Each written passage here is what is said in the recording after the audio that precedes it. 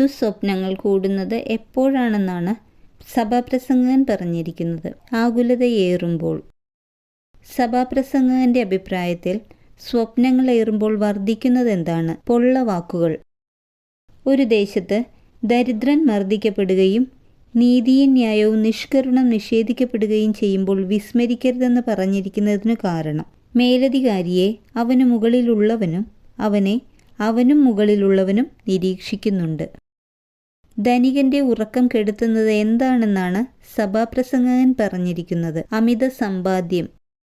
ധനികൻ മുതൽ സൂക്ഷിക്കുന്നത് എന്തിനു വേണ്ടിയാണെന്നാണ് സഭാപ്രസംഗകന്റെ അഭിപ്രായം? തൻ്റെ തന്നെ നാശത്തിന്. സഭാപ്രസംഗകന്റെ കാഴ്ചപ്പാടിൽ ദൈവദത്തമായ ഈ ഹ്രസ്വജീവിതം എന്തു ചെയ്യുന്നതാണ് ഉത്തമവും യോഗ്യവുമായതെന്നാണ് പറഞ്ഞിരിക്കുന്നത്. മനുഷ്യൻ തിന്നുകുടിച്ചും അധ്വാനഫലം ആസ്വദിച്ചും കഴിക്കുന്നതാണ്.